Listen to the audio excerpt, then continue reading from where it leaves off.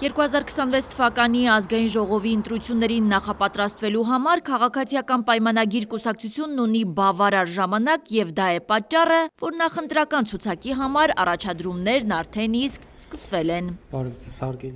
Այս մասին լրագրողների հետ ճեպազրույցում հայտարարել է վարչապետ Նիկոլ Փաշինյանը։ Օրինակ 2017 թվականի հերթական ընտրություններում մենք նույն սկզբունքով ենք արել, որովհետև մեր կանոնադրության համաձայն էլ մենք արտահերթ ընտրությունների դեպքում, քանի որ ժամանակացույցի խնդիր կա, ցուցակը մի քիչ արագացված ռեժիմով է ձևավորվում, իսկ հերթական ընտրությունների դեպքում ավելի, այսպես ասած, տևական պրոցեսի արդյունքում մենք փաստորեն 2026 թվականին նախորդ հերթական ընտրությունը, որին քաղաքացիական պայմանագիր կուսակցությունը մասնակցել է, եղել է 2017 թվականի հերթական խորհրդարանական ընտրությունները եւ մենք ամեն ինչ նույն ձևով ենք արել։ Ինչ վերաբերում է ֆինանսական ներդրումներին, Փաշինյանը մեջբերում է. նախընտրական ցուցակի համար առաջադրման դեպքում տեխնացուները միշտ էլ վճարումներ են արել եւ ֆինանսական ներդրում ունեցել։ Մենք քարոզարշավ ենք, չէ՞, իրականացնելու։ Մենք պետք է նաեւ մեր ներդրումը ունենանք, բավական ֆինանսավորելու։ Իհարկե մենք դրամահավաքել կկազմակերպենք եւ 17-ին էլ ենք կազմակերպել, 15-ին էլ, բայց դա նաեւ նրա համար է, որ մենք որևէ մեկը եթե տեխնացություն է առաջադրում, պետքա նաև ֆինանսական ներդրում ունենա, ընդ որում պարտադիր չէ անձնական, որովհետև մեր սկզբունքը հետևյալն է, որ տեխնացու լինելը նշանակում է որոշակի առաջնորդություն։ Հետևաբար յուրաքանչյուրը կարող է կանխավարկածով իր միջավայրում,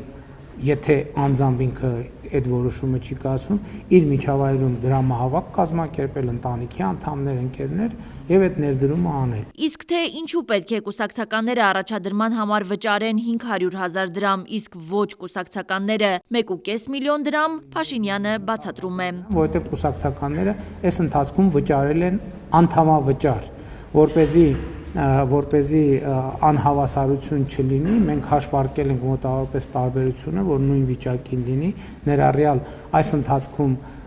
կուսակցականների վճարած անդամավճարները, որպեսզի հավասար պայմաններ լինեն բոլորի համար։ Հարցին, որոնք են այն ինֆորմացիոն հիմքերը, որոնց հիման վրա պետություն-եկեղեցի հարաբերություններում անջրպետ է ստեղծվել, վարչապետը պատասխանում է։ Ինֆորմացիոն հիմքերը բազմազան են, ամենահավաստի ինֆորմացիոն հիմքը Հայաստանի Հանրապետության այն քաղաքացիներն են, ովքեր առնչվում են, գիտեն այդ թեմաների մասին եւ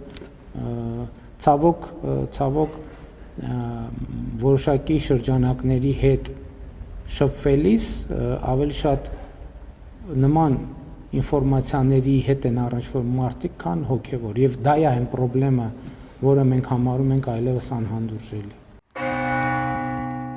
Հայ առաքելական եկեղեցին այսօր կաթողիկոս չունի, ասաց վարչապետ Նիկոլ Փաշինյանը։ Երկու հարց պետքա պարզաբանել։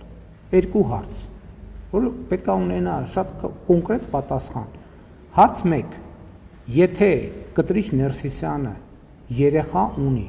եւ երեխան ծնվել է իր կուսակրոնության ուխտը ստանձնելուց հետո, ինքը կարող է լինել զբաղեցնել ամենայն հայոց կաթողիկոսի գահը։ Այս հարցը ինչի չի հնչում Հայաստանում։ Ասում որը մեկ ինչի չի որևէ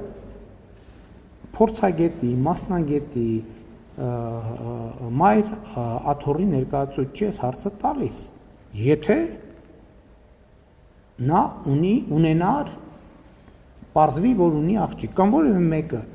ով կուսակրոնության ուխտը ստանձնե, հետո երեխա է ունեցել, կարող է լինել կաթողիկոս, թե չի կարող։ Վարչապետը կրկին մեկնաբանում է Ադրբեջանի նախագահի վերջին հայտարարությունը։ Ասում են, որ Ադրբեջանի նախագահն ասել է չկա Սևան, կա Գյոյչա, մինչդեռ հնչել է հայտարարություն, որ ցարական ժամանակների քարտեզում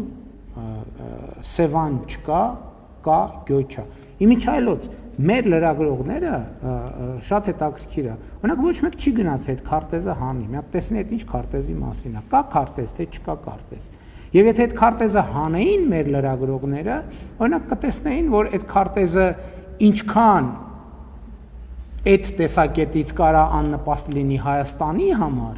երկու այնքան կարա աննպաստ լինի ցանկության դեպքում Ադրբեջանի համար, որովհետև օրինակ կարա պարզվի այդ քարտեզի վրա Հայաստան կա, իսկ Ադրբեջան չկա։ Իսկ դա ոնց մեկնաբանենք։ Անդրադառնալով Ադրբեջանի տարածքով ռուսական ցորենի խմբաքանակի ներմուծմանը Հայաստանի վարչապետը նշեց. Ադրբեջանի տարածքով Հայաստան տեղափոխվող բեռների գործընթացը դինամիկ է եւ փոփոխվող եւ առաջիկայում կարող են ներգրավվել նոր շարժակազմեր։ Փաշինյանը չի բացառում Ադրբեջանի տարածքով Հայաստան բեռների նոր խմբաքանակների ներմուծումը։ Հասմիկ Ֆահրադյան, Արմալուր։